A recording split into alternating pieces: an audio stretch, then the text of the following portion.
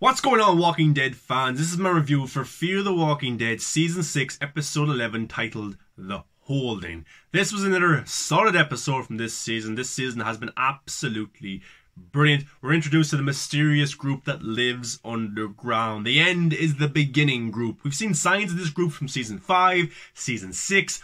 The very start of this season actually was titled The End is the Beginning, with Morgan, the submarine, the key. It all ties together to this new community that Virginia was very much scared of, and she had a right to be, because this community is scary. They live underground.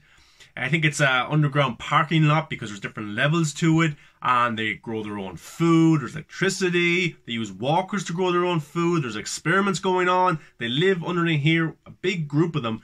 They're a community that seems like a cult. I think it's a cult because they're all fascinated by this leader, Teddy, and he looks like a cult leader when we see him by the end of the episode, but everyone's fascinated by him. They're like, Teddy says this, Teddy says that. You know, they're very much, brainwashed, I think. It's definitely a cult. But this episode follows Alicia, Luciana, Al, and Wes. They have found this community. They're being brought in, and they're very curious, and they don't trust this community whatsoever, because they think maybe this is the group who was behind Tank Town or Oil Town being blown up. Different other scenarios as well. And they were. We'll find out throughout the episode that they were.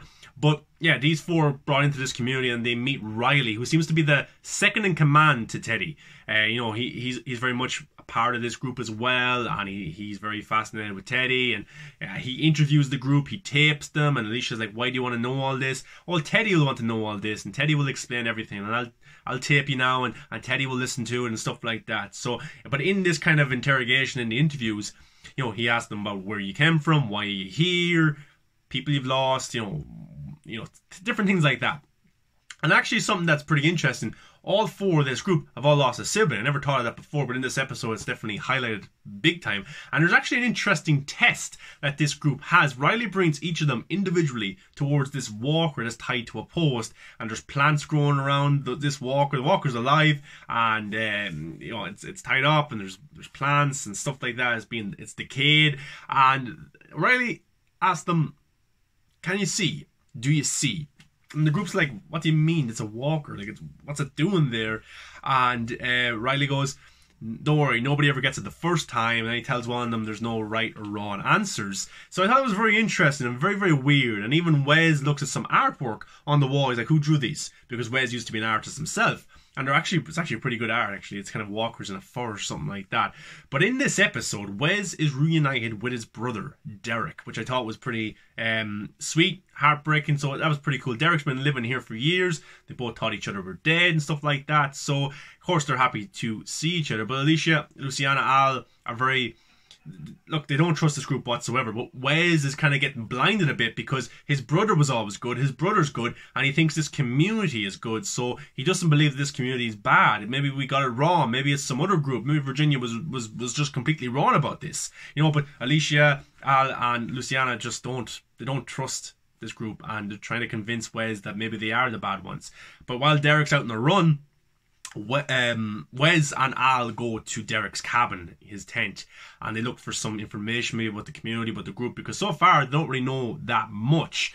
And actually they find the Tree Circle group that took Rick, that were in World Beyond, and we'll definitely get to see this group in the Rick Grimes movie, which I can't wait for. But Al also worked with this group, so she knew straight away, like, this is bad. If they have this stuff, they shouldn't have this kind of information and stuff like that. And also, they find a map that leads to Virginia's towns, Oil Town or Tank Town, whatever it's called, and that was blown up. It's the coordinates. So that shows this group caused this. And Wes doesn't want to believe it because, his brother works for these people, and that means his brother did it, which is pretty interesting. And also in this episode, Riley tells the group that they're planning on closing the doors pretty soon. And Alicia's like, what do you mean closing the doors?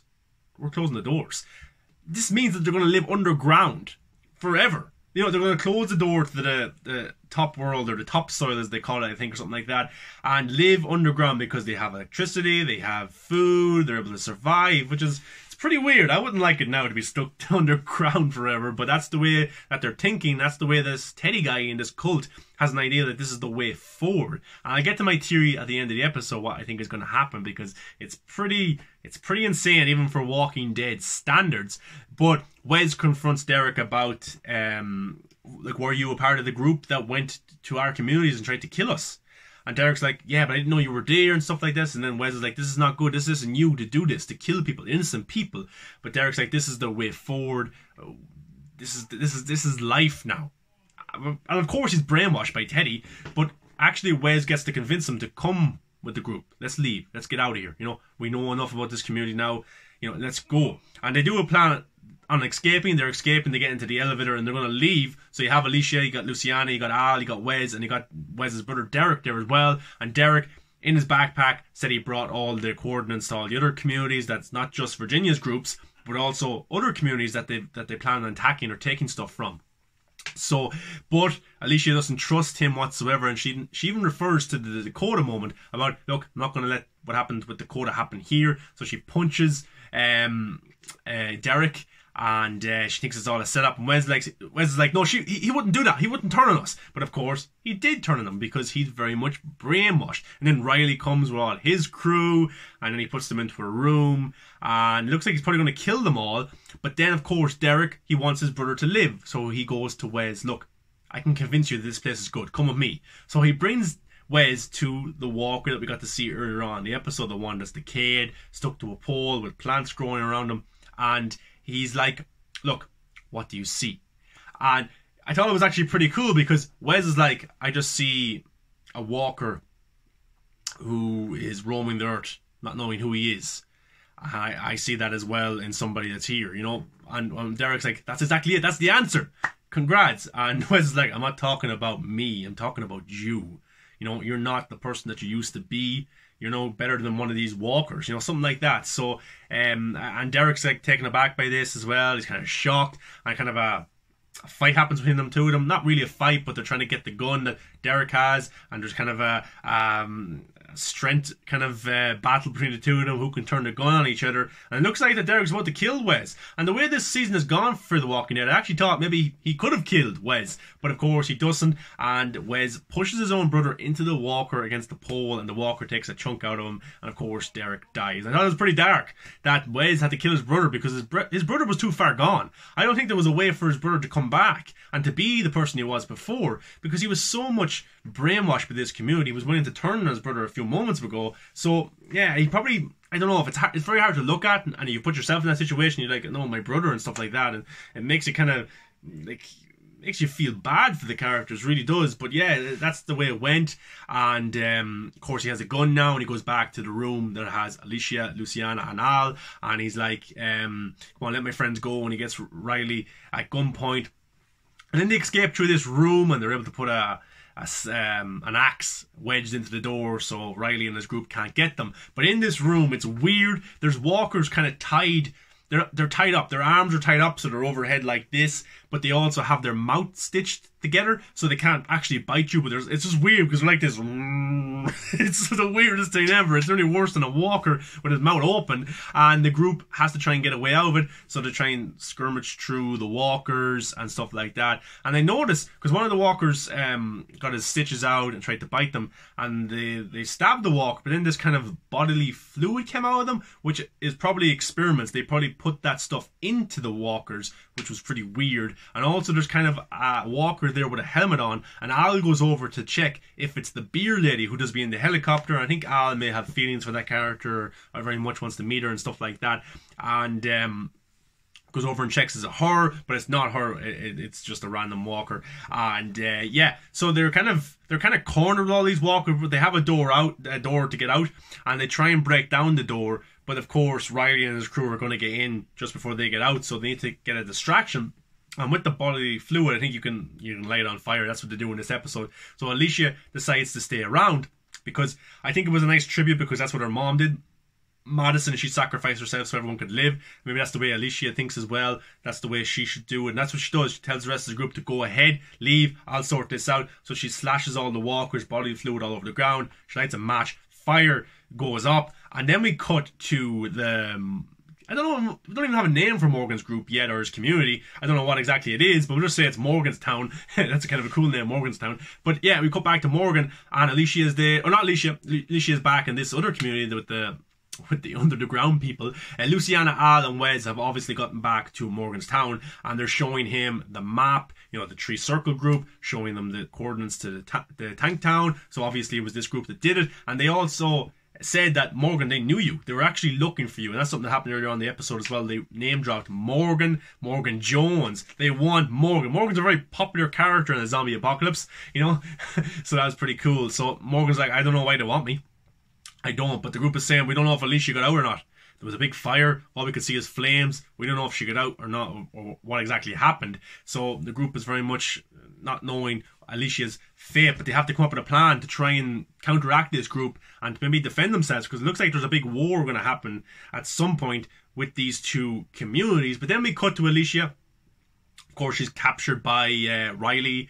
She wasn't really captured, just more cornered. She had kind of a knife in her hand as well. And there's Riley and this other guy who seems to be, I'll just call him a doctor because he was all dressed up, ready to do experiments and examine her and stuff like that.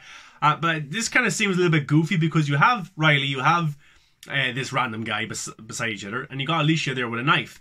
And Riley's like, I think Teddy will want to have a look at you or talk to you or do something with you. So I'll go get Teddy. And he leaves Alicia in the room with this guy, and she has a knife, and then the guy is like, don't make it hard for yourself. And then Alicia stabs the guy in the eye, and I'm like, this could have been avoided. There was two guys there, you could have did something else, but you just left him in the room with her when she had a knife. And of course she ends up killing the guy, but then this Teddy guy comes in, and that's when we introduced to Teddy, the cult leader. And this actor he was also in Shazam, he was in Agent Carter, he was in Batman and Robin, he was in Smallville, he was Lex Luthor's father, he's voiced the Riddler. John Glover, I think is the actor's name. Pretty interesting character. He's brought in, he's the cult leader, he's telling Alicia, look, we could do with someone like you here. I've been looking for somebody like you for a very long time. And Alicia is like, what do you want with me? I'm never going to worship you. I'm never going to bow down to you. I'm never going to listen to somebody like you. And Teddy's like, you've destroyed years of work that we've been building towards. Now, some other leader will look at that as a threat, but I look at you as somebody that this community could use. And there's potential that Alicia could get brainwashed. There is potential out here, because this guy seems very convincing. Even I was like, he's pretty interesting. Maybe I should join this group. I'm like, come on, Viking, you're watching the TV show. You're not actually in this universe. Sometimes I have to remind myself that I'm not in the Walking Dead universe, but yeah. So I thought that was interesting, that character. And he's a very weird character, but this is the new villain, Teddy. Not a very villainous name, but Teddy is the leader of this group, this community, that seems to have very interesting tactics, because they do things in a very subtle way. But here comes Teary time with the Viking for the Walking Dead universe. Now, if we go back to episode 1 of this season, the submarine, the key, Morgan. Why do they want Morgan Jones? Morgan probably has the key to that submarine. And what's in that submarine? Explosives.